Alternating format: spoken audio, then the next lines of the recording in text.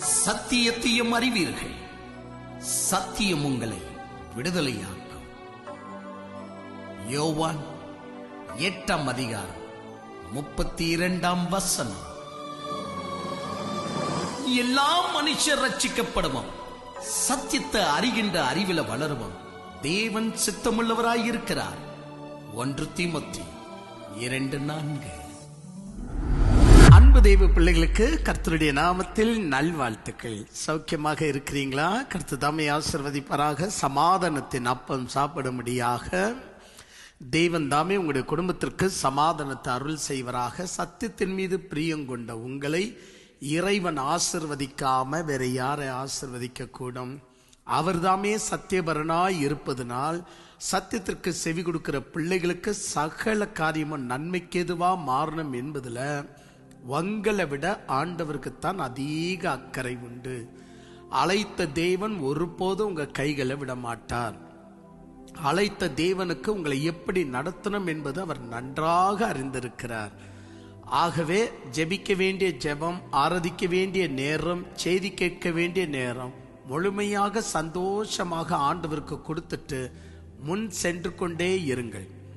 எதை செய்யணுமோ அதை ஆண்டவர் நிச்சயமாக செய்வார். முக்கியமாக தீமைகளை இறைவன் நன்மைக்கு எதுவாக மாற்றுவார்.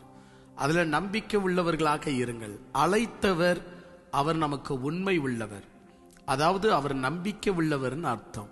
அதனால தான் அவர் ஒருபோதும் கைவிட மாட்டார். முழுமையா தேவன் பேர் மேல் நம்பிக்கை வைத்து உங்களுக்கு இருக்கக்கூடிய ஒழுக்கமான விஷயத்துல முன்னேறி செல்லுங்கள். கர்த்தர் ஆசீர்வதிப்பாராக. தேவன் உங்களோடு கூட இருப்பாராக.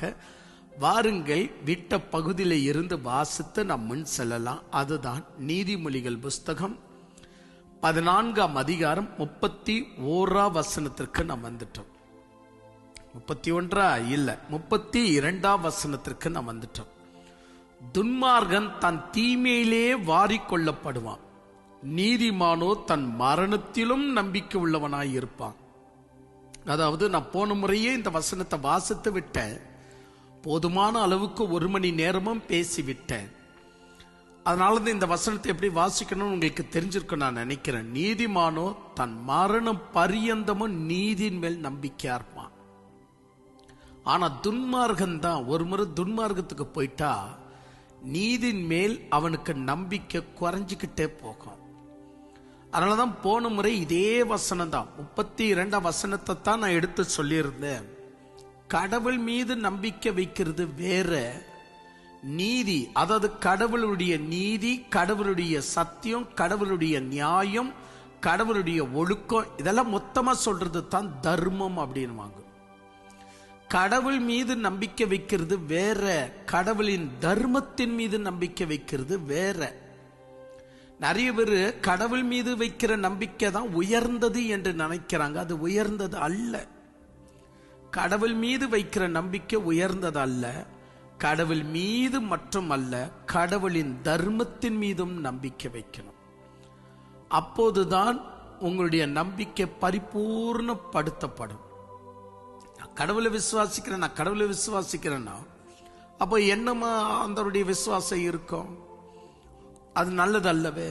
அதே போலத்தான் கடவுள், கடவுளுடைய தர்மம் என்கிற விஷயம் எவ்வளவு உயர்ந்தது, எவ்வளவு சிறந்தது என்பதை சத்தியத்தை கேட்க கேட்கதான் கடவுள் மீது இருக்கிற நம்பிக்கை மட்டுமல்ல, கடவுளுடைய தர்மத்தின் மீதும் நம்பிக்கை வைக்கணும். அப்படின்னு நீங்க மெதுவா அவருடைய தர்மத்தில் நடக்க ஆரம்பிப்பீங்க. அதை ஆண்டவரே சொல்லி இருக்கிறார் பலமுறை. என்னை நோக்கி கர்த்தாவே கர்த்தாவே என்று கூப்பிடுகிறவன் பரலோக ராஜ்யத்துக்குரியவன் அல்ல, என்னுடையவனும் அல்ல. ஒருவன் என் வார்த்தைகளுக்கு செவி கொடுத்து என் வார்த்தையை அங்கீகரிப்பான் என்றால் அவன்தான் பரலோகத்துக்குரியவன், அவன்தான் எனக்குரியவன். அப்போ கடவுள் எவ்வளவு பிரிச்சு காட்டுறாரு. என் மீது நம்பிக்கை வைக்கிறது, கர்த்தாவே கர்த்தாவே என்று கூப்பிடுகிறது பெரிய விஷயம் இல்லை அப்படின்றார். அதனாலதான் நம்ம சிந்திக்கணும். சோ இந்த வசனம் எவ்வளவு அருமையா நமக்கு சொல்லிக் கொடுக்குது பாருங்க. துன்மார்கன் தன் தீமையில வாரிக்கொள்ளப்படுகிறான். ஏன்னா அவனுக்கு நீதி மேல நம்பிக்கை இல்லை, போயிடுச்சு, அவன் இதயத்திலிருந்து போயிடுச்சு. ஆனா நீதிமான் அப்படி அல்ல. தன் மரணமே தனக்கு நேரிட்டாலும் தன் நீதியின் மீது நம்பிக்கை உள்ளவனாக இருப்பான். அப்ப இந்த விஷயத்தை நம்ம பார்க்கும்போது நம்முடைய வாழ்க்கையில சில நேரங்கள்ல நம்ம என்ன பண்ணிடுறோம், யாராவது நோய்வாய்ப்பட்டுட்டா, யாராவது மரணத்தை சந்திச்சுட்டா, யாராவது நஷ்டப்பட்டுட்டா, இது கடவுள் உனக்கு கொடுத்த தண்டனை, இது கடவுள் உனக்கு கொடுத்த தண்டனை அப்படின்னு சொல்றோம். கரெக்டு தான். ஆனா பல நேரங்களில் அப்படி சொல்ல இயலாது. ஆமா, அது உண்மை விஷயம். பல நேரங்களில் அப்படி சொல்ல இயலாது. ஏன்னா நீதி நிமித்தம் வருகிற மரணமும் உண்டு, துன்மார்க்கத்தின் நிமித்தம் வருகிற மரணமும் உண்டு. நீதி நிமித்தம் வருகிற நஷ்டமும் உண்டு, துன்மார்க்கத்தினால் வருகிற நஷ்டமும் உண்டு. அப்ப இதை நம்ம புரிஞ்சுக்கணும். நீதி நிமித்தம் நமக்கு வரக்கூடிய நஷ்டம் எப்படியோ, துன்மார்க்கத்தின் நிமித்தம் கூட அதே மாதிரி மன கஷ்டம் வருவது உண்டு. ஆனா இரண்டுக்குமே மன கஷ்டம் என்பது உறுதிதான். ஆனா நீதி நிமித்தம் வருகிற உபதிரவம், நீதி நிமித்தம் வருகிற சோதனை, நீதி நிமித்தம் வருகிற போராட்டத்துக்கு அது உண்மையிலேயே நல்ல பலனுக்கு ஒப்பானது. துன்மார்க்கத்தின் மூலியமா வருகிற பலன் என்பது அது பலன் அல்ல. அது என்ன சொல்லலாம், ஒரு களைகளை போல, தோட்டத்துல வளர்கிற களைகளை போல டிஸ்டர்ப். அது அதனால அதுவும் பிடுங்கப்படும். பயிர் கூட பிடுங்கப்படும் தான். எப்படி பூமியில களைகள் எப்படி பிடுங்கப்படுகிறதோ பயிர் கூட பிடுங்கப்படும் தான். ஆனா விஷயம் என்ன, களைகள் பதர்கள் பிடுங்கப்படுகிறது, வேஸ்ட் என்று அக்னிக்குள் தள்ளப்படுகிறது. பயிர்கள் கோதுமைகள் பறிக்கப்படுகிறது, ஆயிலும் அது இன்னொருவருக்கு யூஸ்ஃபுல் என்று சேர்க்க வைக்கப்படுகிறது, களஞ்சத்தில் சேர்த்து வைக்கப்படுகிறது. அப்போ நமக்கு நஷ்டம் இருக்கு, இந்த உலகத்துல நமக்கு சோதனைகள் இருக்கு, நமக்கு பிரச்சனைகள் இருக்கு. ஆனா விஷயம் என்ன அப்படின்னா, நீதி நிமித்தம் வரணும், நியாயத்தின் நிமித்தம் வரணும், சத்தியத்தின் நிமித்தம் வரணும். ஆண்டவர் ஒரு முறை சொல்றார், நீதி நிமித்தம் துன்பப்படுகிறவர்கள் பாக்கியவான்கள். உலகத்துல உங்களுக்கு உபதிரவம் உண்டு, திடன் கொள்ளுங்கள். அப்போ உபதிரவம், சோதனைகள், பிரச்சனைகள் நீதி நிமித்தமும் வருது. ஒருவன் நீதிக்கு நம்பிக்கை இல்லாம போவதனால தான் வருது. இந்த ரெண்டு விஷயத்தை நம்ம புரிஞ்சு வச்சிருக்கிறது ரொம்ப அவசியம். ஒரு உதாரணமாக நான் சொல்லுகிறேன். யோசப்பையும் யோசப்புடைய அண்ணன் தம்பிங்களையும் ரெண்டு பேரும் நீங்க நினைச்சு பாருங்க. யோசப்புடைய அண்ணன் தம்பிங்க ஒரு கொஞ்சம் குறைவு 10 பேர். யோசப்புடைய தம்பி மற்றும் யோசப்பு ஒரு பக்கம் இருக்கிறாங்க. அப்போ யோசப்புடைய தம்பி தன் அண்ணனாகிய யோசப்புக்கு துணையா நிக்கிறாப்ல. ஆனா யோசப்புடைய அண்ணனுங்க மீதி 10 பேரு இந்த யோசப்பு மேல வைராக்கியம், கோபம், வன்முறை எல்லாமே வச்சிருக்கிறாங்க. ஒரு நாள் அது அந்த வன்முறை எந்த அளவுக்கு போனது என்றால், காட்டு மிருகம் யோசப்பை கொன்று விட்டதாகவும் அதனால்தான் அவனை காப்பாற்ற இயலவில்லை என்று தன் தகப்பனிடத்துல சொல்லி அவங்க என்ன பண்ணாங்க அப்படின்னு சொன்னா, அங்க போகக்கூடிய எகிப்தியர்களுக்கு 30 வெள்ளிக்காசுக்காக விட்டு போட்டுட்டாங்க. காசு கூட பங்கிட்டு கொண்டாங்க. யோசப்புடைய தம்பி அந்த இடத்துல இல்ல. மீதி 10 பேர் அண்ணனுங்க இந்த வேலையை செஞ்சிட்டாங்க. அப்புறமா உங்களுக்கு என்ன நான் ஸ்டோரி சொல்லுவது, எல்லாம் தெரிஞ்ச விஷயம் தானே. பிறகு காலங்கள் உருண்டோடுகிறது. அப்பாவை பிரிஞ்சான். யாரு? யோசப்பு. அம்மா ஏற்கனவே செத்து போயிட்டுங்க. வாழ்க்கையே வெறுத்து எங்காவது தற்கொலை செஞ்சு கொள்ளலாம் என்ற நிலை வரைக்கும் யோசப்புடைய மனசை பாதிக்கப்பட்டிருக்கும். ஆனா அந்த பாதிப்புல கூட ஆபிரகாமுக்கு வாக்களித்த தேவன், ஈசாக்குக்கு வாக்களித்த தேவன், யாக்கோபு எங்க அப்பாவுக்கு வாக்களித்த தேவன், அந்த வாக்கு ஒருவேளை என் மூலியமாக கூட செயல்படலாம். நான் என் வாழ்க்கை கெடுத்துக்க கூடாது அப்படின்னு போத்திப்பர் மனைவிக்கும் செவி சாய்க்காம, உள்படாம, அந்த பக்கம் தன் வாழ்க்கையையும் மாய்த்து கொள்ளாம, கஷ்டத்தின் நடுவில் தூர தேசத்தில், மொழி தெரியாத தேசத்தில் வாழ்ந்து காட்டினார். வாழ்க்கையை ஆண்டவர் கவனிச்சார், ஆசீர்வதிச்சார். யோசப்பு உயர்க்கப்பட்டார். எகிப்து தேசத்திற்கு மந்திரியாக உயர்க்கப்பட்டார். பிறகு உங்களுக்கு தெரிஞ்ச விஷயம், உலகமெல்லாம் பஞ்சம் சூழ்ந்தது. பஞ்சத்தை தாங்க முடியாம கானானுக்குள்ள இருந்த இவங்களுடைய 10 அண்ணன் தம்பிங்க ஏதோ எகிப்துல ஆகாரம் இருக்குன்னு தேடி வந்து கடைசியில் இவருடைய காலுக்கு விழுந்து அடையாளம் தெரியல. ஏன்னா இடையில நடைபெற்ற வருஷம் ஒரு 15-20 வருஷம் மாறி போச்சு. அதனால யோசப்புடைய நிலை வேற மாதிரியா இருக்கு. இவங்களுக்கு அடையாளம் கண்டுபிடிக்க தெரியல. அதனால இவங்கெல்லாம் ஐயோ இது எகிப்தனுடைய அரசனுடைய குடும்பமாச்சு காலுக்கெல்லாம் விழுந்து. அப்ப ஆனா யோசப்பு கண்டுபிடிச்சிட்டார் 10 பேரை. ஆனா இவங்களுக்கு தான் கண்டுபிடிக்க முடியல. அப்போ என்ன நடந்தது? கொஞ்சம் அப்படி இப்படி நிறைய விஷயம் இருக்குன்னு வச்சுக்கோங்க. பின்பு யாக்கோபு கூட ஐயோ என் மகன் உயிரோடு கூட இருக்கிறானா, அவனை நான் ஒரு முறையாவது பார்க்கணுமே அப்படின்னு யாக்கோபும் எகிப்துக்கு வர்றார். எகிப்துல எல்லாரும் குடியிருக்கிறாங்க. எல்லாம் வாழ்க்கையெல்லாம் நல்ல மாதிரியா போகுது. ஆபிரகாமுக்கு ஏற்கனவே இறைவன் சொல்லிட்டார், இந்த ஜனம் கானானுக்குள்ள இருக்காது, காலம் நிறைவேற வரைக்கும் என் சித்தம் வெளிப்படுற வரைக்கும் இந்த ஜனத்தை நான் எகிப்துக்கு கொண்டு போவேன், அதெல்லாம் தனக்கு தானவே நடக்கும், நீயும் என்ன வேண்டால் போய் நித்திரை செய்திரு, அதாவது செத்து போயிடுன்ற அர்த்தம். ஆனா உன் ஜனத்தை நான் நடத்துவேன் அப்படின்னு ஆண்டவர் வாக்களித்த பிரகாரமாக இந்த ஜனம் எகிப்துக்கு வந்து செட்டில் ஆகுது.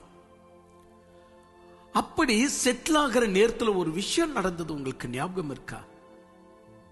இப்போ நான் ஒரு சின்னதா ஒரு விஷயம் சொல்றேன். ஒரு அண்ணனுக்கு ஒரு அண்ணன் பிறந்திருக்கிறார், இன்னொரு தம்பி பிறக்கணும்னா குறைஞ்சபட்சம் 3 வருஷம் வச்சுக்கோங்க. நம்ம என்ன மிஷினா? வருஷம் வருஷம் அப்படியே பிள்ளைய பெத்துக்கிட்டே இருக்க பெண்கள் என்ன மிஷினா? அவ நல்லா கவனிக்கணும். ஒரு பிள்ளைக்கு இன்னொரு பிள்ளைக்கு 3 வருஷம் டிஃபரெண்ட் இருக்குன்னு வச்சுக்கோங்க. சும்மா வச்சுக்கோங்க, நம்ம காலத்து பிரகாரம் யோசிக்கலாம். அப்போ முதல் பிள்ளைக்கு 3 வருஷம் டிஃபரெண்ட் அப்படின்னா 10 பிள்ளைகள், அதாவது கொஞ்சம் குறைவு, 10 பிள்ளைகள் பிறந்த பிறகுத்தான் யோசப்பு பிறக்கிறார். நல்லா வச்சுக்கோங்க. அப்போ நீங்க நல்ல ஞாபகம் பண்ணிக்கணும். 10 × 3 போட்டாக்கா எத்தனை வருஷம் ஆகும்? முதல் அண்ணனுக்கு 30 வயசு வரும்போது யோசப்புக்கு அப்போதுதான் பிறந்த வயசு, ஃபர்ஸ்ட் இயரு. நல்ல யோசிங்க, முதல் அண்ணனுக்கு 30 வயசு ஆயிருக்கு, அவனுக்கு இப்ப கல்யாணம் கட்டி கொடுக்கணும். அந்த நேரத்தில் பிறந்தவர் தான் யோசப்பு. ஏன்னா 10-12 பிள்ளை பிறக்கணும். அதுல யோசப்புக்கு ஒரு தம்பி, அதனால இந்த தம்பி கணக்கு வேண்டாம். இப்ப யோசப்பையும் 10 பேர் மட்டும் தான் நம்ம கணக்கிட்டு பார்க்கலாம். அப்ப முதல் பிள்ளைக்கு 30 வயசு இருக்கும் போதுதான் இந்த 11வது பிள்ளை வந்துட்டு யாக்கோபுக்கு பிறக்கிறது. அப்படின்னா அதுக்கு 1 வயசு தானே. அப்ப இதுக்கு 1 வயசுனா முதல் அண்ணனுக்கு 30 வயசு. அப்ப இதுக்கு 1 வயசுனா, அதாவது யோசப்புக்கு 1 வயசுனா அப்ப செகண்ட் அண்ணனுக்கு 27 வயசு. அப்ப யோசப்புக்கு 1 வயசுனா தேர்ட் அண்ணனுக்கு கொஞ்சம் குறைவு 24 வயசு. இப்படியே நீங்க கணக்கு போட்டுன்னு வாங்க, எவ்வளவு பெரிய வயது உள்ளவங்க. சரி, இப்ப நான் இன்னொன்னு சொல்றேன். ஒருவேளை யோசப்புக்கு இப்போ 80 வயசுன்னு வச்சுக்கோங்க. யோசப்புக்கு 80 வயசு இருந்தா அவனுடைய முதல் அண்ணனுக்கு எவ்வளவு வயசு இருக்கணும்? அப்ப அந்த 80க்கு ஒரு 30 போடுங்க, 110 வயசு. நீங்க நல்லா நினைச்சு பாருங்க, மனுஷ வாழ்றதே 70 வயசு தான் இல்லையா? பலத்தின் மிகுதியால் 80 வருஷம் வாழ்றான்.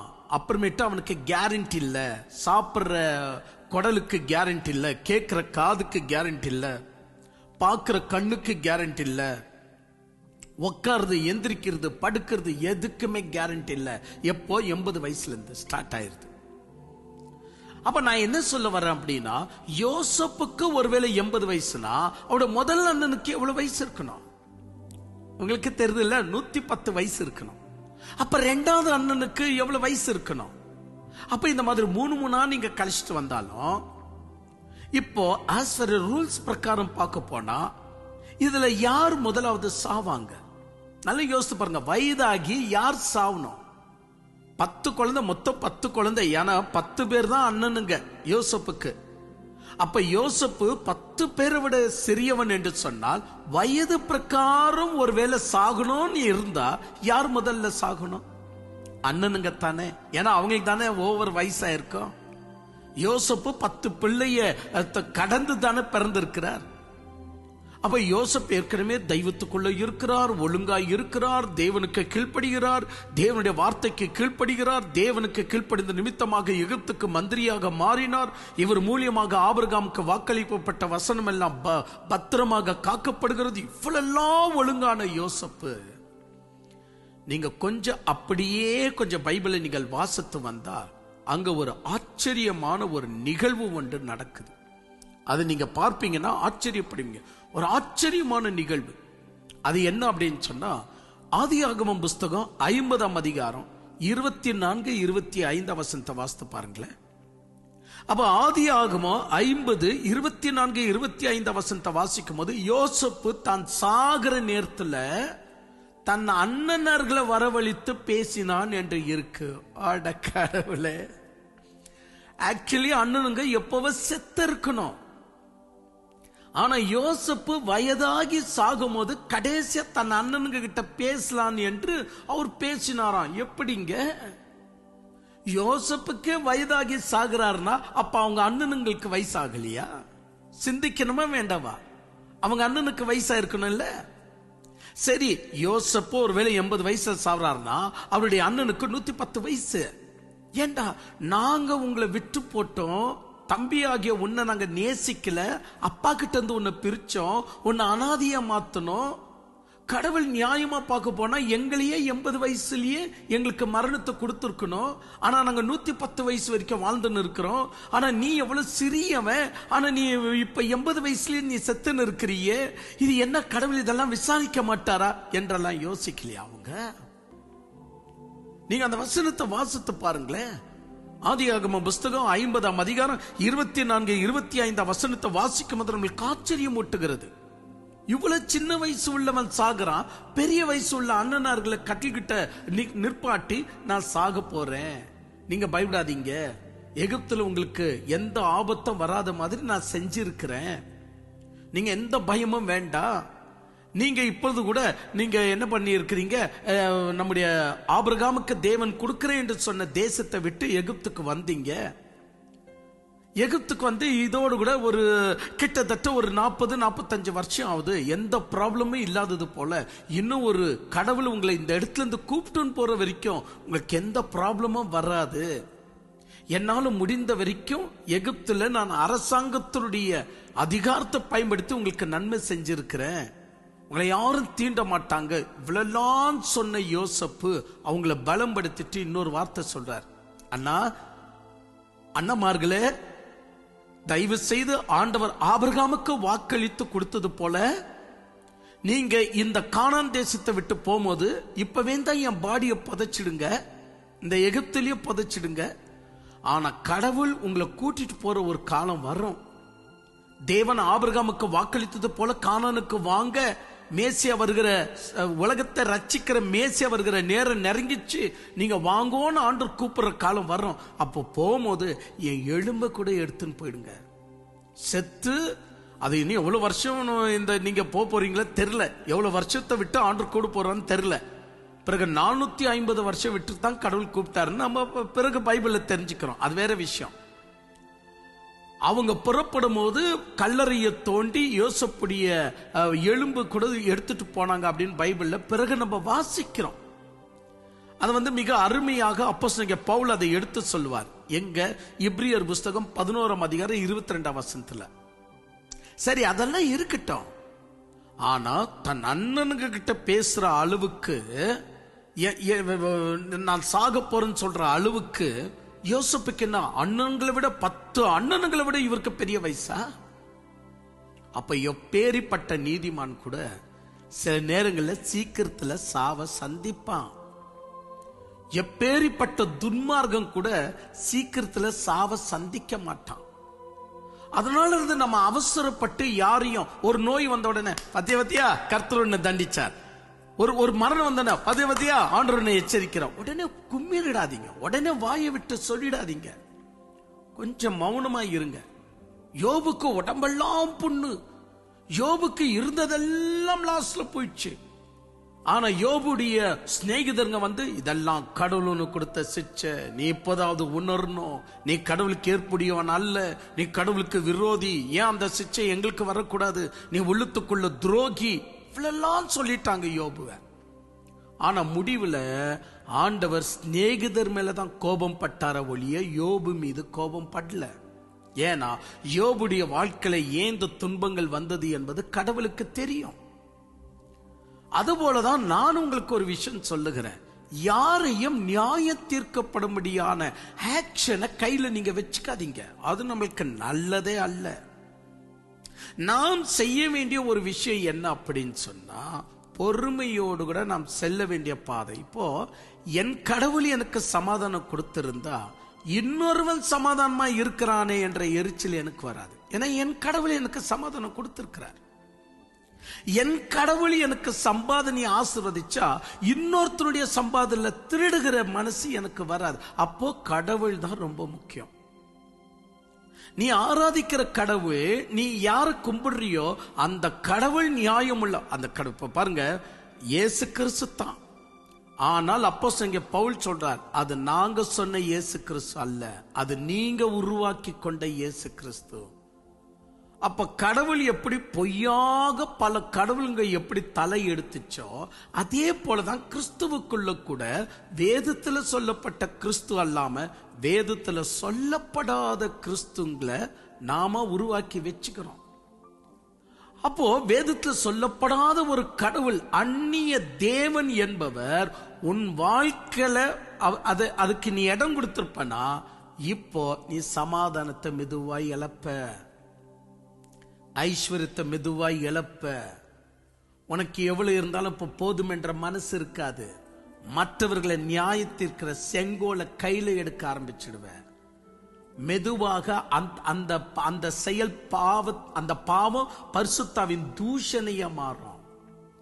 பிறகு நீ சாத்தானால் அடிக்கப்பட்டு இவ்வளெல்லாம் துன்மார்க்கம் செய்யற விஷயம் உனக்கு புரியாது. இவ்வளவோ வருஷம் விட்டு ஒருவேளை நீ உணரும் போது புரிஞ்சு என்ன லாபம்? அதனாலதான் இன்னைக்கு நிறைய பேர் என்ன ஆக்கப்படுறாங்கன்னா, சாத்தானால் அடி வாங்கிக்கிறாங்க. அந்த மயக்கத்துல தான் பரிசுத்தாவிக்கு விரோதமா பாவம் செய்யற என்பது கூட அவங்களுக்கு தெரியாம போயிருது. அவங்க என்ன பண்றாங்க, ஐயோ நீ தப்பு பண்றியே, நீ துன்மார்கனுக்கு என்னைக்குமே அப்படித்தான் யோசனை வரும். தான் தப்புன்றன்னு அவனுக்கு யோசனை வராது, இன்னொருத்தருடைய தப்பை தான் அவன் யோசித்துனே இருப்பான். அதனால இந்த யோசப்பை நீங்க நினைவு பண்ணிக்கங்க. இது 2வது மணி நேரம் நான் பேசிட்டு இருக்கிறேன். அப்ப யோசப்பு அண்ணன்மார்களை வர வச்சு பேசுற அளவுக்கு இவருக்கு சீக்கிரம் மரணம் வந்தது. ஆனா அண்ணன்மார்கள் 110 வயசுல இருந்து கூட அவங்களுக்கு இன்னும் மரணம் வரல. ஒரு அளவுக்கு வச்சுக்கங்க, அப்புறமா டீப்பா பேசணும்னா அது வேற விஷயம். வசன பிரகாரம் பேசும்போது முதல் தடவையாக இப்படித்தான் நம்ம ஒருத்தருக்கு ஒருத்தர் பேசிக்கொள்ளும் போது அது ஒரு நல்ல ஒரு கருத்தை நம்மளுக்கு கொண்டு வருது. அப்ப அவ்வளவு பெரிய நீதிமான், யாருக்கும் துரோகம் செய்யாதவர், ஆனா அவர் தான் சீக்கிரம் மரிச்சார். அப்போ ஒருத்தருடைய மரணத்தையோ ஒருத்தருடைய காரியத்தையோ, நீதிமான்களுக்கு வர மரணத்தையோ, நீதிமான்களுக்கு வருகிற டேஞ்சரையோ, நீதிமான்களுக்கு வர நோயையோ எவனோ நியாயத்திற்கு அதிகாரம் இல்லை. ஏன்னா யோபுக்கு வந்த யோபுக்கு வந்த சோதனை, யோபுக்கு வந்த கேடு, யோபுக்கு வந்த கஷ்டம் வேற யார் நியாயத்திற்கு போனாலும் கடவுள் அவங்கள தண்டிப்பார். ஏன்னா யோபுக்கு ஏன் வந்தது, எதற்கு வந்ததுன்னு கடவுளுக்கு தான் தெரியும். யோசப்புக்கு அவனுடைய அண்ணன்களுக்கு முன்னாடியே சாவு ஏன் வந்துச்சுன்னு கடவுளுக்கு தான் தெரியும். ஆனா யோசப்ப குத்தி கொலைச்சு பேச நம்ம ஏதாவது முயற்சித்தோம், தண்டனை நம்ம பக்கமா திருப்பி கொள்ள ஆரம்பிக்கிறோம். அதனாலதான் நீதிமொழிகள் புஸ்தகம் இந்த 14ஆம் அதிகாரம் 32ஆம் வசனத்துல துன்மார்கன் ரொம்ப அவசரமா வாரி கொள்ளப்படுகிறான், ஆனா நீதிமானோ தன் நீதி மேல வச்சிருக்கிற நம்பிக்கை மரண பரியந்தமும் அது மேல் நம்பிக்கையா இருப்பான் அப்படின்னு சொல்லுது. அப்போ வாரி கொள்ளப்படுவான் என்பதும் மரணம் தான். மரணம் பரியந்தமும் நம்பிக்கை உள்ளவனாய் இருப்பான் நீதிமான் சொல்லுவதும் மரணம் தான். மரணம் என்றால் மரணம் என்பதும் மரணம் தான், வாரி கொள்ளப்படுகிறான் என்பதும் மரணம் தான். ஒரு வயல்வெளியில பிடுங்கப்படுகிறது, களைகள் பிடுங்கப்பட்டாலும் பிடுங்கப்படுதல் என்றுதான் அர்த்தம். பயிர்கள் பிடுங்கப்பட்டாலும் பிடுங்கப்படுதல் என்றுதான் அர்த்தம். ஆனா சில நேரங்களில் அதை நம்ம சரியான மொழியில பேசுறோம். களைகளை பிடுங்குங்கள், பயிர்களை அறுத்து வைங்கள். பாத்தீங்களா? களைகளை அறுத்து வைங்கள் சொல்லுவோம். களைகளை பிடுங்கி போடுங்கள், பயிர்களையோ அறுத்து வைங்கள். அப்ப பயிர்கள் அறுத்து என்கிற வார்த்தை டிஃபரன்சியேஷன் எப்படி வருதோ அதைத்தான் இந்த இடத்திலையும் சாலமன் ஞானி சொல்ல வர்றார். துன்மார்கன் வாரிக்கொள்ளப்படுகிறான். நீதிமானுக்கு மரணம் இருக்கு, ஆனால் அந்த மரணம் பயிர்களை அறுக்கிற அர்த்தத்துல, துன்மார்கனுக்கு களைகளை பிடுங்கிற அர்த்தத்துல அப்படின்னு அவ்வளவு அழகாக வாரிக்கொள்ளப்படுவான் என்கிற வார்த்தையை அவ்வளவு அழகா பயன்படுத்துறார் பாருங்க. எனவேதான் அன்பு தெய்வ பிள்ளைங்க, உங்களை பார்த்து யார் நீங்க நீதியில நடக்கிறீங்க, சத்தியத்துல நடக்கிறீங்க, சத்தியத்துல உறுதியா இருக்கிறீங்க, ஆனா உங்களுக்கு எதிர்பாராம வாழ்க்கையில சில பிரச்சனைகள் வருகிறது என்றால் அதை யார் வேணும் என்றாலும் சுட்டி காட்டினாலும் நீங்க கவலையப்படாதீங்க. கடவுள் சுட்டி காட்டுகிறவனுக்கு விரோதமா மாறுவார்.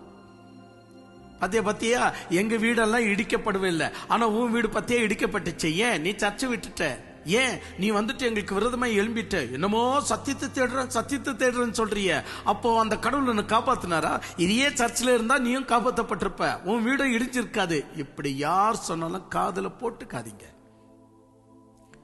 கடவுள் சிலர்களுக்கு அப்படியே இருக்க செய்யறார். ஏன்னா அந்த பாவத்தின் சுமை அவங்க மேல இருக்க வச்சிடறார்.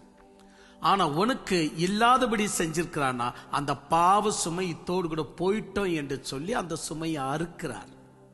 அவ்வளவுதான் விஷயம். அதனாலதான் நான் ஆரம்பத்திலிருந்தே ஒரு விஷயம் சொல்லிட்டு வரேன். எல்லாவற்றையும் பெற்றுக்கொள்வது ஆசீர்வாதம் அல்ல. எத்தனை முறை இந்த வார்த்தையை நான் பேசியிருக்கிறேன். எல்லாவற்றையும் பெற்றுக்கொள்வது ஆசீர்வாதம் அல்ல. எந்த அளவுக்கு பெற்றது நீங்கள் சரியானது அல்ல, இது என் சத்தியத்திற்கு இடைஞ்சலா இருக்கிறது என்று விட்டு கொடுக்கிறீர்களோ அது கூட பெரிய ஆசீர்வாதம். கடவுள்கிட்ட இந்த பெறுவது மட்டும் ஆசீர்வாதம் அல்ல, நீ உணர்ந்து விட்டு கொடுக்கிறது கூடத்தான் ஆசீர்வாதம். அதுவும் ஆசீர்வாதம் தான். அப்ப கடவுள் சிலருடைய பாவ சுமை இருக்கட்டும் அவங்க தலை மீது அப்படின்னு ஆண்டவர் அவங்களுக்கு எந்த ஆபத்து வராத மாதிரி அவங்களுக்கு அந்த பிரமையை உண்டு பண்றார். ஆனா உனக்கு வீடு போச்சுன்னு இருக்கலாம், ஆனா உனக்கு வேலை போச்சுன்னு இருக்கலாம், ஆனா உனக்கு என்னடா நமக்கு ஒண்டி பிரச்சனை ஏற்கப்படுது என்று இருக்கலாம். காரணம் அந்த சுமையை ஆண்டவர் குறைக்கும் போது அப்ப என்ன ஆகுது அப்படின்னு சொன்னா ஆபத்து மாதிரி தோணும். இதுதான் நீதிமொழிகள் 14:32 அப்போஸ்தலனாகிய பவுல் பேசுகிற மாதிரி இந்த சாலமன் ஞானி அவ்வளவு அழகாக பேசி முடிக்கிறார். துன்மார்கனும் வாரிக்கொள்ளப்படுகிறான், ஆனா நீதிமானும் தன் மரணம் பரியந்தமும் தான் நம்பின தான் அனுசரித்த நீதியின் மேல் நம்பிக்கை உள்ளவனாக இருப்பான். அப்ப பைபிள் என்ன சொல்லுது? 2 பேருக்குமே மரணம் வருது, பட் நீ நீதியின் மேல பற்றுதலா இரு. நீதியை விட்டு ஓரம் கட்டிடாத, நீதியை விட்டு விலகிடாத. என்ன நீதியோ அந்த நீதியில இருங்க. ஒரு விஷயம் சொல்றேன், நல்லவனா இருக்கிறது வேற, நீதியா இருக்கிறது வேற. பாத்தீங்களா? ஷாக் ஆகுதா? ஆமா, உண்மை விஷயம். நல்லவனாக இருக்கிற விஷயம் வேற, நீதிமானா இருக்கிற விஷயம் வேற. நல்லவனாக இருப்பது ரொம்ப நாள் செல்லாது. அந்த வேஷம் சீக்கிரமா வெளியே களைஞ்சு வந்துடும். அவன் உள்ளுக்குள்ளவே சைலண்டா இருந்து மற்றவங்களுக்கு முன்னாடி நல்லவன் போல இருப்பான். அந்த வேஷம் சீக்கிரம் வந்துடும். ஆனா நீதிமான் அப்படி அல்ல. அவன் தேவனுடைய நீதியை தனக்குள்ள வர வச்சுக்கிறதுனால், தேவனுடைய சத்தியத்திற்குள் தான் செல்லுவதனால், ஆஹா, அவன் அதுல உறுதி உள்ளவனாக இருப்பான். அப்போ நான் உங்களுக்கு 2 பேரை நான் காட்டிட்டு போறேன். துன்மார்கன் வாரிக்கொள்ளப்படுகிற விஷயம் வேற, நீதிமான் மரணத்தை சந்திக்கிற விஷயம் வேற. இப்ப நான் யோசப்பை குறித்து நான் சொன்னேன். யோசப்பு எப்பேறிப்பட்ட ஒரு மனிதன். ஆனா தன் அண்ணன்களுக்கு முன்னாடி அவர் தான் செத்தார், சீக்கிரமா செத்துட்டார். அப்ப கடவுள் ஒரு இந்த காலத்தை நீங்க கணக்கிட்டு பார்த்தா நல்லவங்க தான் இந்த காலத்தை துன்பத்தை பெறாங்க, நல்லவங்க தான் இந்த காலத்துல சோதனைக்கு உள்படுறாங்க. துன்மார்க்கம் தான் இந்த காலத்துல நல்லா இருக்கிறான். ஏன்னா பாவத்தின் சுமையை எடுக்க மாட்டார் கடவுள். நம்ம தெரிஞ்சோ தெரியாமலையோ 2மே இருக்கும். ஏன்னா தெரிஞ்சு கூட நம்ம செய்யறோம், தெரியாம கூட நம்ம செஞ்சிடறோம் இல்லையா, மிஸ்டேக்கு. அதை என்ன சொல்றாரு? சக்காரியா சொல்றாரு, என்னன்னு, சரி நான் அநியாயமாகவோ எப்படியோ நான் சம்பாதிச்சிட்டேன், நீதிலையும் சம்பாதிச்சிருக்கிறேன், அநியாயத்திலையும் சம்பாதிச்சிட்டேன். நீதியில சம்பாதிச்ச பணமும் சேர்த்து வைக்கப்பட்டிருக்குது, அநியாயத்துல சம்பாதிச்ச பணமும் சேர்த்து வைக்கப்பட்டிருக்கிறது. இதுல எது பிரிக்கணும்னு எனக்கு தெரியல. அதனால ஒன்னு செய்யறேன், எனக்கு உண்டான எல்லாவற்றை ரெட்டத்தனியா நான் கொடுத்து விடுகிறேன். போயிச்சா இவ்வளோ வருஷம் கஷ்டப்பட்டு பாதுகாத்த 2 கோடி காசை அப்படியே கொண்டு வந்து தெருவில் போட்டுட்டார். யாரு? சக்கரியா. அந்த மாதிரி தான் நான் சொல்றேன், பாவத்தின் சுமைய நம்ம தெரியாமலேயே எங்கேயோ ஒரு விஷயத்தை நம்ம செஞ்சிருப்போம், அதை ஆண்டவர் நம்ம கிட்ட இருந்து நீக்கி விடுவார்.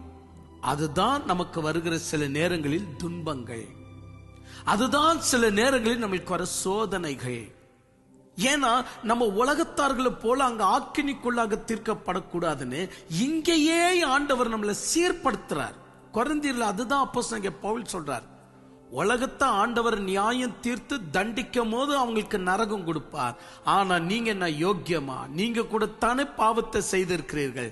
அதற்காக இறைவன் உங்களை அந்த நியாய தீர்ப்புல தண்டிக்காம உயிரோட இருக்கும் போது உங்களுக்கு சில விஷயங்களை ஆண்டவர் தண்டனுக்குரியதா மாற்றி உங்களை காப்பாற்றி விடுகிறார்.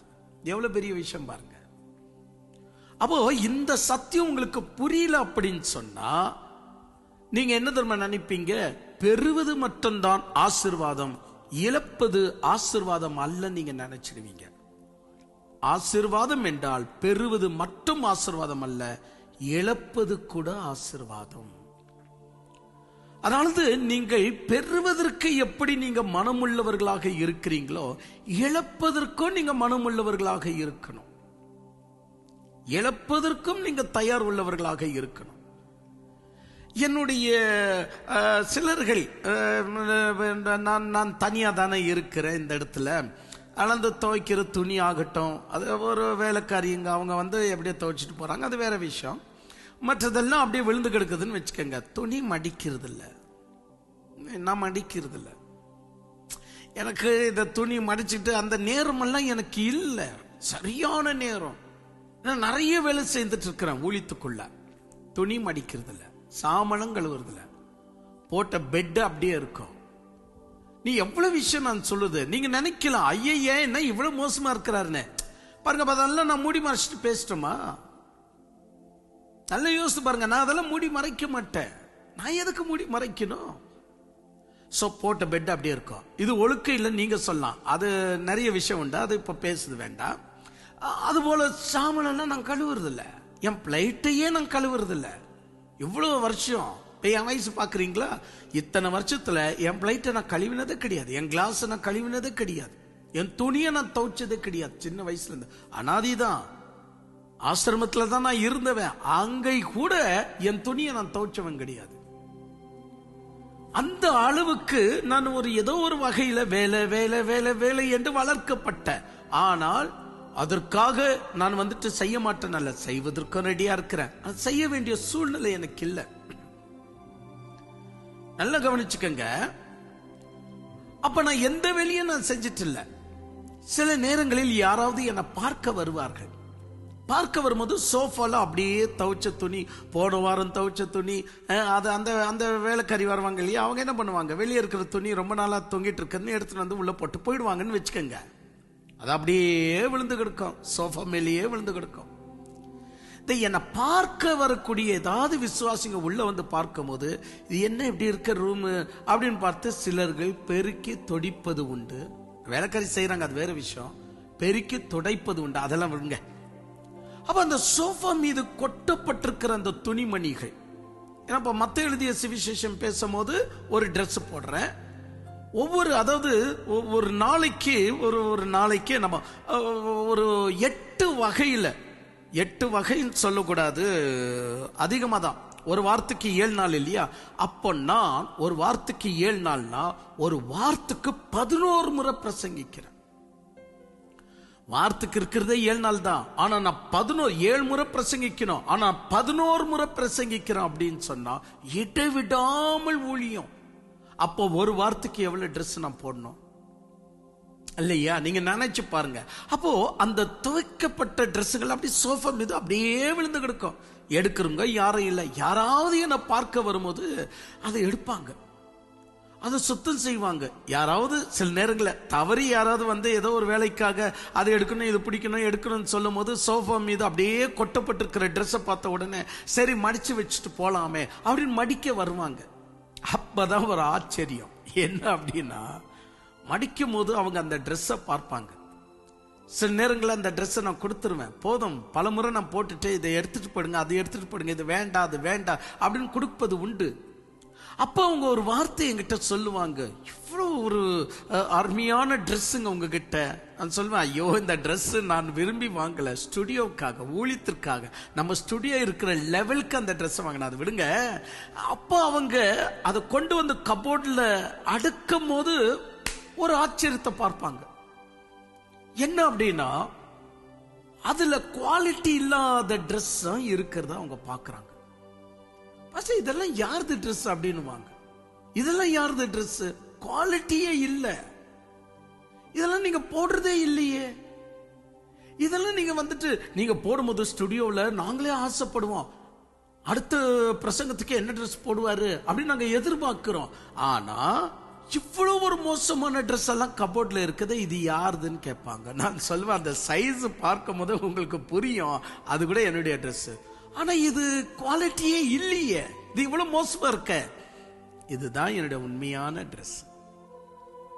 நான் போட வேண்டிய உண்மையான ட்ரெஸ் உங்க முன்னாடி போடுறதுல, ஆனா இதுதான் என்னுடைய உண்மையான ட்ரெஸ். ஆனா உங்க முன்னாடி தான் இந்த ட்ரெஸ்ல இருப்பேன். ஆனா எனக்கு தெரியும் என்னோட உண்மையான ட்ரெஸ் எதுன்னு, அதுதான் நான் போடுறது. கீழே வந்துட்டு நம்ம பாய் கிடக்குது, இங்க யார் படுக்கிறாங்க சொல்லுவேன், நீங்க மதிப்புக்காக தான் அந்த கட்டில் அவ்வளவு காஸ்ட்லி. ஆனா எனக்கு தெரியும் கீழே இறங்கி வரணும்னு, எங்க இருக்கணும்னு எனக்கு தெரியும். அப்போ பெறுவது மட்டும் ஆசீர்வாதம் அல்ல, இழப்பது கூட ஆசீர்வாதம் தான். இது எத்தனை பேர் நீங்க தெரிஞ்சு வச்சிருக்கிறீங்க? இந்த விஷயத்தில் மன ரம்யமாக நான் இருக்கிறேன், எனக்கு எந்த விதமான குழப்பம் கிடையாது. ஆசீர்வாதம் என்று சொன்னால் வெறுமணியாக பெற்றுக்கொள்வது மட்டுமல்ல, இழப்பது கூடத்தான் ஆசீர்வாதம் என்கிற விஷயம் இருப்பதனால் துன்மார்கன் வாரிக்கொள்ளப்படுகிறான், நீதிமான் தன் நீதியை நம்பின நீதியை மரண பரியந்தலும் கடைபிடிக்கிறான் என்று சொல்லுவதில் எனக்கு குழப்பமே இல்லை. அவனை கொஞ்ச நேரத்துக்கு முன்னாடி யோசப்பை பற்றி சொன்னேன். யோசப்பை பேரிப்பட்ட நீதிமான், பேரிப்பட்ட ஆண்டிற்கு ஊழியம் செய்த ஊழியக்காரன். ஆனா தன் அண்ணனுங்களுக்கு முன்னாடி அவர் தான் செத்தார். அப்ப கடவுள், இவன் நீதிமான், இவன் ரொம்ப நாள் இருப்பான், வேணுமென்றா நீங்க செத்து போங்க என்று ஆண்டவர் சொன்னாரா? இல்ல, இந்த நீதிமான் தான் முதலாவதாக செத்தார். அதனாலதான் நீங்க எப்பொழுதும் குழப்பம் இல்லாதவர்களா இருக்கணும். நீ சத்தியத்தை என்னமோ பெருசா சத்தியத்தை கேட்கிறியாம, ஏன் அந்த சத்தியத்தை கேட்கிற அந்த கடவுளை ஏன் உன் வாழ்க்கையை ஒழுங்கு பண்ணல? ஏன் உன் வாழ்க்கை இப்படி ஓட்டாண்டியா இருக்கு? ஏன் உன் வாழ்க்கை இப்படி போராட்டமா இருக்கு? அவங்க எவ்வளவாது சொல்லிக்கிட்டோம். நம்ம வாழ்க்கையில வர சோதனைக்கு ஒரே அர்த்தம், கடவுள் பாவத்தின் சுமையை நீக்க இங்கேயே நம்மளை சீர்படுத்தி விடுகிறார். துன்மார்கனுக்கோ நியாய தீர்ப்புல ஆண்டவர் அவனை நியாய தீர்த்து நரகத்துக்கு போடுகிறார். அதனாலதான் ஆண்டவன் துன்மார்கனை இங்கே சீர்படுத்த மாட்டார், நீதிமானை மட்டும்தான் இங்கேயே சீர்படுத்துவார். நீங்க சத்தியத்தை கேட்க கேட்க தேவையில்லாத நிலம் எது அதை எடுத்துருவார்.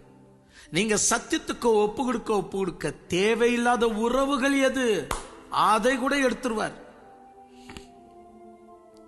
நம்பினா நம்புங்க, தேவையில்லாத உறவுன்னு தான் சொல்ல முடியும். நான் பேரெல்லாம் சொல்லிட்டேன்னு வச்சுக்கோங்க, பேர்னா கணவன், மனைவி, பிள்ளை, சித்தம்மா, பெரியம்மா, இப்படி எல்லாம் பேர் சொல்லிட்டேன்னு வச்சுக்கோங்க, நல்லா இருக்காது. ஆனா உண்மை விஷயம், நீ சத்தியத்தில் நடக்குது உண்மைனா பல உறவுகள் கூட நம்ம கட் ஆஃப் ஆயிடும். ஏனவைதான் நீங்க அதை யோசித்து பார்க்கணும், நீங்க அதை சிந்தித்து பார்க்கணும். அப்போ சத்தியத்தை கேட்டு நீதியில நடக்கிற போது தேவையில்லாத ஆஸ்திகள், தேவையில்லாத நிலம், தேவையில்லாத பணம் நம்ம விட்டு போவது போல தேவையில்லாத உறவுகள் கூட ஆண்டவர் பிரிச்சுறார். போதும், நீ போயிடு, இவ என்னுடைய புள்ள, இவளை பார்த்துக்க எனக்கு தெரியும், வாங்க கூட இருந்தால்னா இவளும் சத்தியத்தை ஒழுங்கா பிரிச்சிடுவார். இதை போன்ற நிகழ்வுகள் உலகத்துல நிறைய நடந்திருக்கிறது. நான் இதை பத்தி அதிகமா பேச விரும்புறதில்ல, ஆனா நீங்க அனுபவிச்சுன்னு இருக்கிறீங்க, அதை நீங்க பார்த்து தெரிஞ்சுக்கணும். ஏன்னா துன்மார்கன் நீதிமான்களுடைய சபையில் நிலைநிற்பதில்லை. துன்மார்கனுக்கு ஆண்டவர் சபையில கூட இடம் கொடுக்க மாட்டாராம்.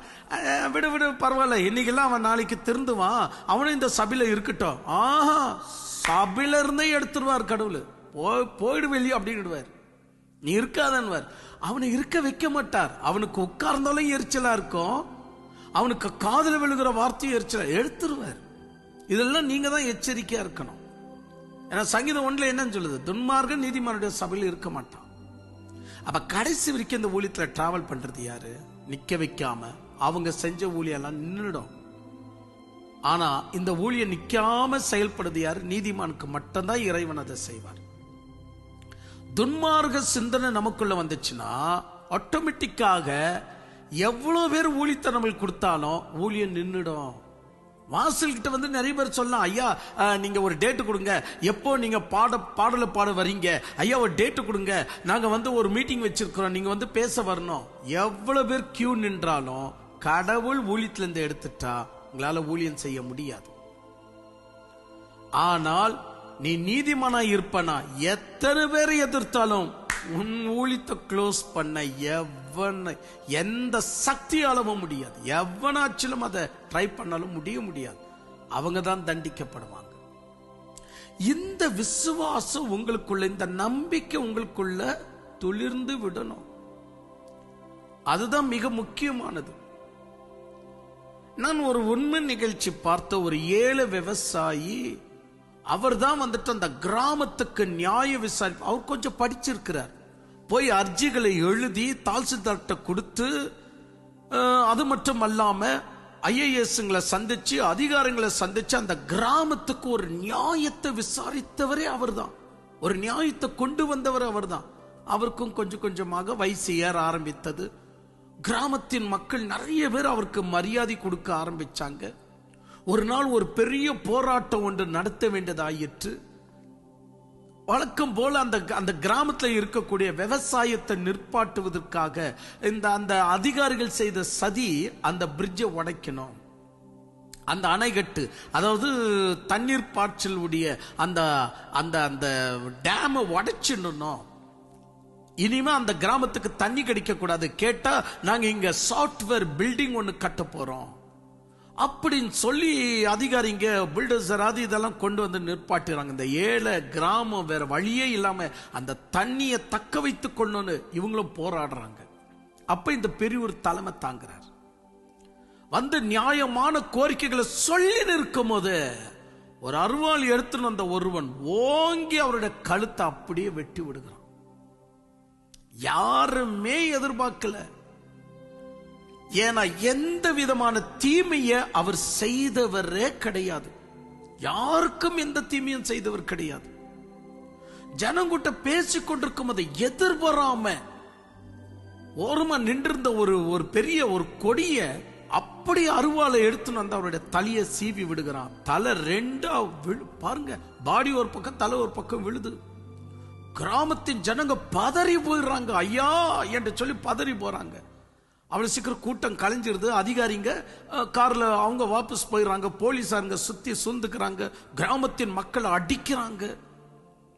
உங்க நாளர் தான் இப்படி நடந்துச்சுன்னு கிராமத்தின் மக்களை அடிச்சாங்களே ஒழிய நியாயத்தை கேட்டு குறைவு இருக்கு அப்படின்னு கேட்க வந்த, நியாயம் கேட்க வந்த இந்த கிராமத்தின் மக்களை அடிச்சு துரத்துனாங்களே ஒழிய அந்த எம்எல்ஏங்களை அந்த அதிகாரிகளை ஒண்ணுமே இவங்க செய்யல. இப்ப இது கேட்கும் போது எப்படி இருக்கும்? ஐயோ எவ்வளவு பெரிய நல்லவருக்கா இந்த தண்டனை, ஐயோ எவ்வளவு பெரிய நல்லவருக்கா இந்த கொடுமை, கடவுள் எங்க இருக்கிறார்? உடனே நம்மளுக்கு அந்த கேள்வி வரும். ஆனா வரக்கூடாதுன்னு சொல்றேன். அதுக்கு முன்னாடியே சத்தியத்தை நம்ம தெரிஞ்சு வச்சிருக்கணும். வரக்கூடாது. ஏன் சொன்னா பிறகு அந்த நாவல் அத்துடன் முடியல. அந்த நாவல் தொடர்ந்து போதுங்க, சுவாரஸ்யமாக இருக்கு. அப்ப பாருங்க, ஒரு கிட்டத்தட்ட 35 வருஷமா இவர் தனி மனிதனாக ஒருத்தரையும் உருவாக்கி அவங்களுக்கு போராட்டத்துல தலைமை தாங்கி வந்த 35 வருஷமா தனி மனிதன் என்னைக்கு இவருடைய தலை வெட்டப்பட்டு கீழே விழுந்ததோ அந்த கிராமத்தில் ஒருத்தனும் இவரை போல மாறிட்டான். ஒருத்தனும் இவரை போல மாறிட்டான். சின்ன பிள்ளைங்க, படிக்கிற காலேஜ் பிள்ளைங்க எல்லாருமே இவரை போல மாறிட்டாங்க. அந்த நாவல்ஸ் எதுல போய் முடியும் என்று சொன்னா, கடைசியில் அந்த கிராமத்துக்கு நியாயம் கிடைத்து அந்த எதிர்த்த எம்எல்ஏங்க அட்ரஸ் இல்லாம போனாங்க, அதிகாரிங்க அட்ரஸ் இல்லாம போனாங்க. ஆனா அந்த கிராமம் இன்ன வரைக்கும் நீதியில நிக்குது. அவங்க எதிர்த்த அதிகாரிங்க அட்ரஸ் இல்லாம போனாங்கன்னா அந்த நாவல்ஸ் முடியும். எத்தனை ஆச்சரியம் பாருங்க. இதுல சொன்னது உங்களுக்கு நினைவு இருக்குன்னு நினைக்கிறேன். துன்மார்கன் என்னைக்குமே வந்துட்டு ஒரு ஆக்ஷன் எடுக்க தான் செய்வான். அவனும் மரணம் வாரி சென்றது, நீதிமானுக்கும் கழுத்து வெட்டப்பட்டது. ஆனா விஷயம் வேற. இது அறுவடை என்ற பெயர்ல வெட்டப்பட்டது, அது வாரி சென்றது என்ற பெயர்ல அட்ரஸ் இல்லாம போனது.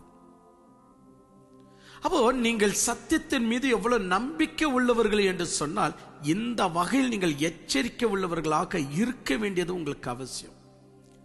நீங்க எந்த அளவுக்கு எச்சரிக்கையா இருக்கிறீங்க? நமக்கு மரணங்கள், சோதனைகள் வரும்போது எப்படி நம்ம ஆடாம இருக்கிறோம்? உறுதி உள்ளவர்களாக எப்படி இருக்கிறோம்? யாரு ஸ்டீபன்? நீங்க கொஞ்சம் யோசித்து பாருங்க. யார் இந்த ஸ்டீபன்? அவரா பிரதர் இந்த மலேசியாவில் இருக்கிறதாக, திருச்சியில் இருக்கிறதாக கேள்விப்படுறேன்னு. அந்த ஸ்டீபனை நான் சொல்லல. வேதத்துல ஒரு ஸ்தேவன் என்று சொல்லப்படுகிற ஒரு ஸ்டீபனை குறித்து நான் வாசிக்கிறோம். கல்லறுத்து கொண்டாங்க. துன்மார்கனுடைய கையில கல் இருக்கு, நீதிமானுக்கு கல்லறிந்து தப்பித்துக் கொள்ள கூட வழி இல்லை. நீதிமான் செத்தான், துன்மார்கனுங்க கையை தட்டிட்டு போனாங்க. கல் எடுத்து ஓங்கி அடிச்சான் பாரு, என்ன ஆயிடுச்சு பாரு. அவன் அட்ரஸ் இல்லாம போனானே. விஷயம் என்னன்னா, கல்ல கையில எடுத்து வந்தா அட்ரஸ் இல்ல. ஸ்டீவனுடைய அட்ரஸ் இன்னும் இருக்கு. வானம் திறக்கப்பட்டு பிதாவாகிய தேவன் சிங்காசனத்தில் உட்கார்ந்து இருக்கிறதும், வலது பாரிசத்தில் கிறிஸ்துவானவர் நிற்கிறதும் இவர் கண்டார் என்று சொல்லுகிற அட்ரஸ் இன்னும் இருக்கு. கல்லெடுத்து அடிச்சனுடைய அட்ரஸ் தான் இல்ல. அவனுக்கு இனிமேல் நியாய தீர்ப்பு இருக்கு.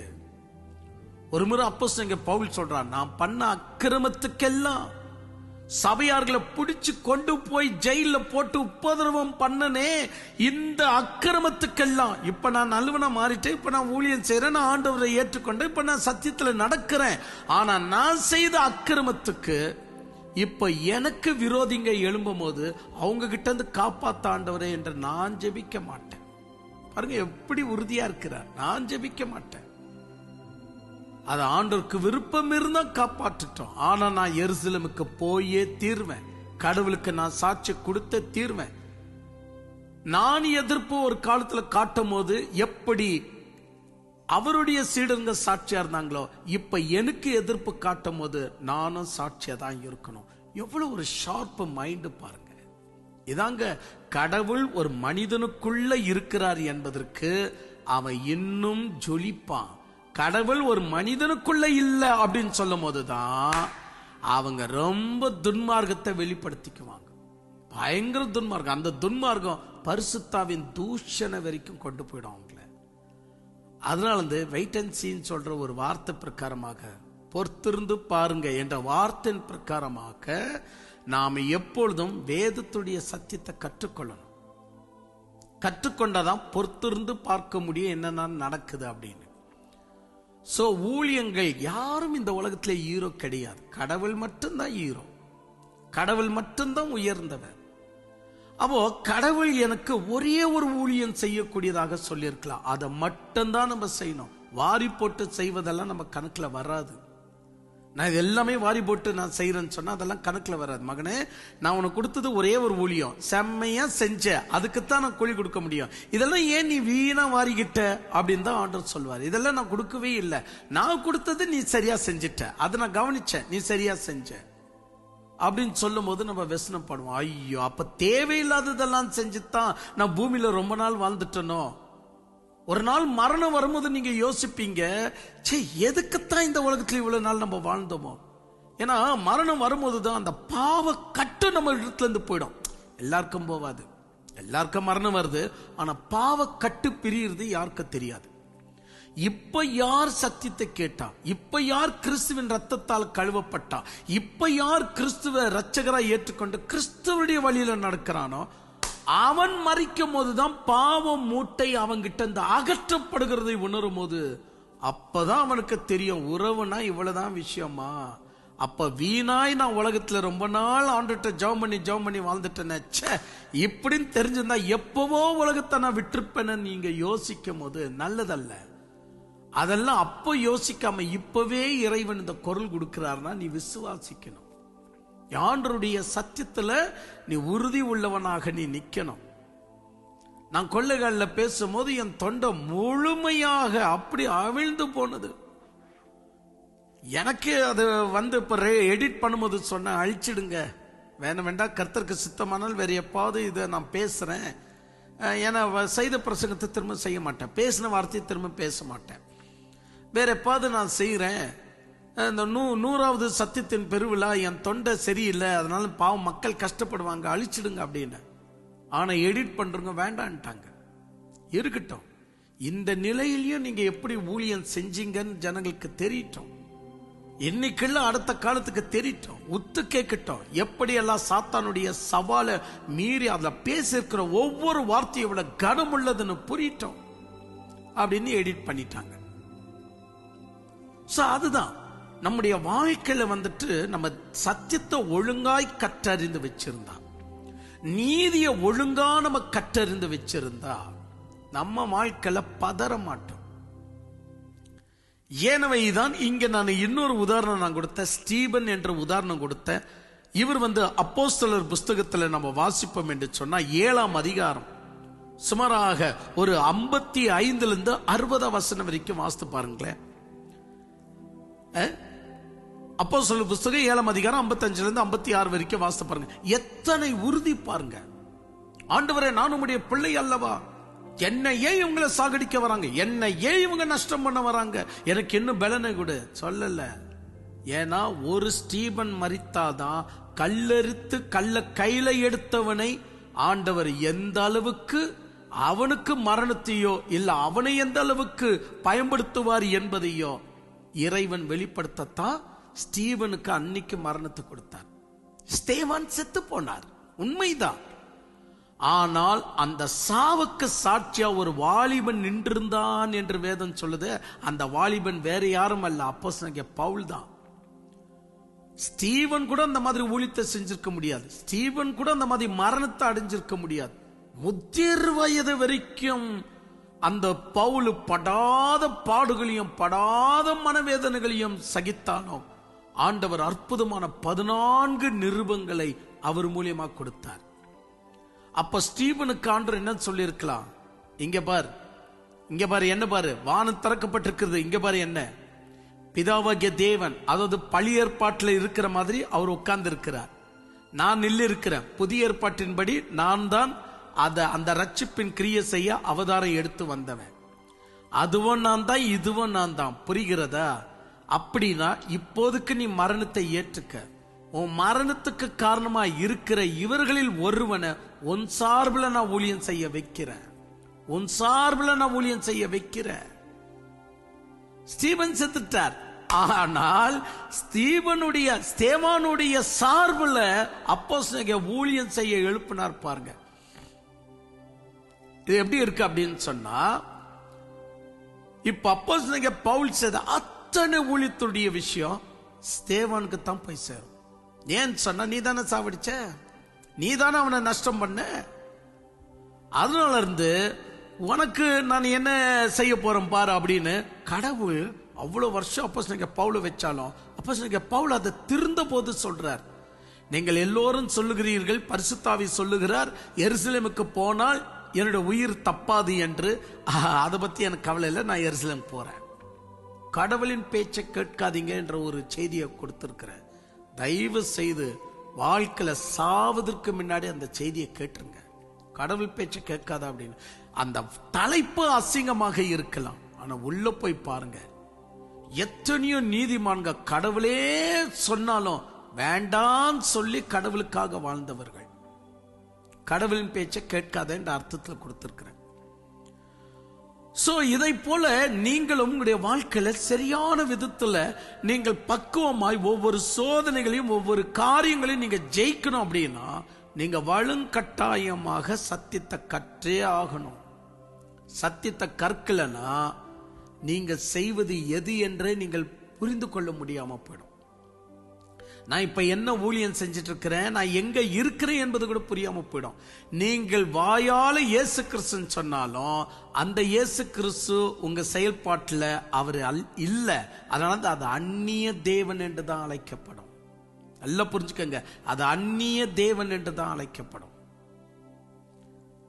சோ பாருங்க, என்னுடைய வாழ்க்கையில ஒரு ஏறக்குறைய 8 வயசுல இருந்து நான் ஊழியம் செஞ்சுன்னு இருக்கிறேன். 8 வயசுல இருந்து பிரசங்கம் பண்ணிட்டு இருக்கிறேன்.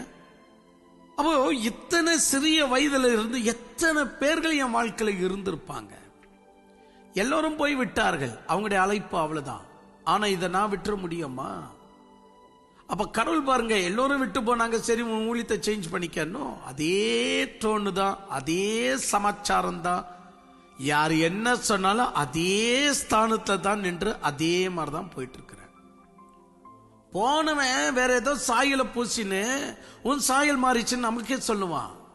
நமக்கு அவசியமே இல்லை, நமக்கு தெரியுது நீ தான் சாயல வேற மாதிரியா பூசின்னு வந்திருக்கிற, இப்ப ஏன் சாயல் சரியில்லைன்னு. அப்ப இதெல்லாம் கண்டுபிடிச்சு நான் எப்படி உறுதியா நிக்கிறேன்? முதலே கற்றுக்கொண்ட சத்தியம்தான், அதாவது முன்னமே கற்றுக்கொண்ட சத்தியம்தான் என்ன உறுதி உள்ளவனாக்குகிறது. அப்ப கடவுள் மிகவும் தயாபரர். சோதனை வரும்போது வாபா வாபா கிளாஸ்க்கு வா கிளாஸ்க்கு வா என்று கிளாஸ் எடுக்க மாட்டார். சோதனை வருவதற்கு முன்னாடியே கிளாஸ் எடுப்பார். இதுதான் அவசியம். ஏனவேதான் அன்பு தெய்வ பிள்ளைகளை நல்லா யோசித்து பார்த்தீங்கன்னா 2 விஷயம் உங்களுக்கு நினைவுக்கு வரணும். பாடம் எடுத்திய பிறகுதான் உங்களுக்கு டெஸ்ட் வைப்பாங்க.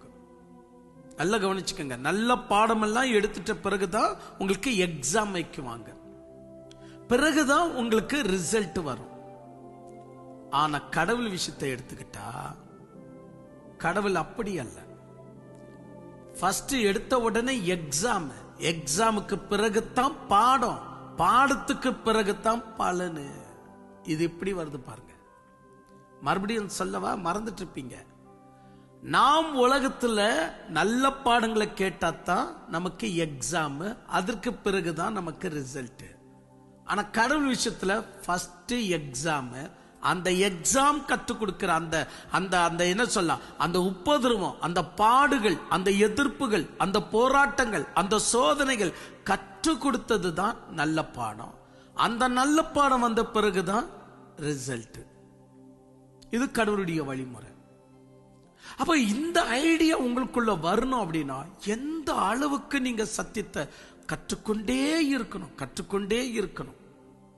சோ எக்ஸாம் அது நாளைக்கு வருதோ என்னைக்கு வருதோ இல்ல எக்ஸாம் முடிஞ்சிருக்கலாம். அதான் உலகத்துல ஒரு பழமொழி ஒண்ணு சொல்லுவாங்க. அது என்ன அப்படின்னு சொன்னா, உனக்கு துரோகம் செய்தவர்களை மறந்து விடு, உனக்கு துரோகம் செய்தவர்களை மறந்து விடு, ஆனால் மீண்டும் அந்த துரோகத்தில் விழாதபடி அவைகளை ஒருபோதும் மறக்காது, விழுந்த இடத்தை மறக்காது. ஏன்னா நீ மறுபடியும் விழக்கூடாது இல்லையா? சோ இப்படி என் அன்பு தெய்வ பிள்ளைகளை, இன்னும் எனக்கு சொன்னோன்னு நிறைய ஆசை, நிறைய எக்ஸாம்பிள் கொடுக்கணும். இப்போ போன வாரம் நான் பேசினதுக்கு இந்த வாரம் பேசினதுக்கு எவ்வளவு வித்தியாசம் இருக்கு.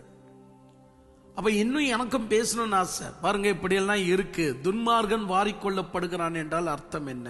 நீதிமான்கள் மரணத்தை அடைகிறார்கள் என்றால் அர்த்தம் என்ன? அப்ப துன்மார்கனுக்கு ஒரே மாதிரி சம்பவிக்கிறது, நீதிமானுக்கு ஒரே மாதிரி சம்பவிக்கிறதாக இருந்தாலும் அறுவடைக்கும் பிடுங்கப்படுதலுக்கும் வித்தியாசம் இருக்கு. நல்ல பலன் அறுவடை செய்யப்படும், கலைகள் பிடுங்கப்படும், அதுக்கு பெயர் அறுவடை என்று வராது. ஆனா ரெண்டுமே நிலத்திலிருந்து தான் எடுக்கப்பட்டுச்சு. கலைகளும் நிலத்திலிருந்து எடுக்கப்பட்டுச்சு, பயிரும் நிலத்திலிருந்து எடுக்கப்பட்டுச்சு. விஷயம் என்னன்னா, இது அறுவடை என்று அழைக்கப்படும், இது பிடுங்கப்படுதல் என்று அழைக்கப்படும். அப்ப நீங்க பிடுங்கப்பட போறீங்களா இல்ல அறுவடை செய்யப்பட போறீங்களா என்பது உங்க கையில இருக்கு. ஏன்னு சொன்னா, கடவுள் சத்தியத்தை கொடுத்துட்ட பின்புதான் ஆண்டவன் என்ன பண்ணுவா, சோதனைகளுக்கு நம்மளை தயாராக்குகிறான். அப்ப இரண்டுமே நீங்கள் ரெடியா இருக்கணும். அப்ப சோதனைகள் நல்ல பாடம் கொடுக்கிறதும் ஒரு பக்கம், சோதனைகள் வருவதற்கு முன்னாடிய பாடங்களை கொடுக்கிறதும் மறுபக்கம். அப்ப இரண்டுக்கும் நீங்கள் தயார் உள்ளவர்களாக இருக்கணும். சோதனை வந்த பிறகு நீங்க கற்ற பாடம் என்ன? இதோ எங்கேயோ சோதனை வருது, அதனாலதான் ஆண்டவர் இந்த வார்த்தைகளை பேசுகிறார். இப்படியும் நீங்க எச்சரிக்கையா இருக்கணும். பிரியமான தேவனுடைய பிள்ளைங்க, இவ்வளவு நேரமாக வசனத்தை கேட்டீங்க, ரொம்ப பெரிய சந்தோஷம். தேவனுடைய விஷயத்தில் உறுதி உள்ளவர்களாக இருங்க. என்னைக்கும் எப்பொழுதும் சந்தோஷமான மனிதன் நான் தான். மன திருப்தியாய் சாப்பிடுகிறேன், மன திருப்தியாய் வாழுகிறேன். காரணம் என்னன்னு சொன்னா, இப்பவும் சொல்லுகிறேன், நான் யாருக்கும் துரோகம் செய்யவில்லை. ஆனால் அது துரோகம் என்று பழிக்கப்பட்டிருக்கிறது, அவ்வளவுதான். செய்யவே இல்லை. ஏனவைதான் கர்த்தர் அறிவார் எந்த விஷயம் ஏது விஷயம் என்பதை. அதனால நீங்களும் இதை போல உறுதி உள்ளவர்களாக இருங்க. கொடுக்கப்பட்ட வசனத்துக்காக நன்றி செலுத்துங்க. கண்களை மூடுவோம். ஆமென்.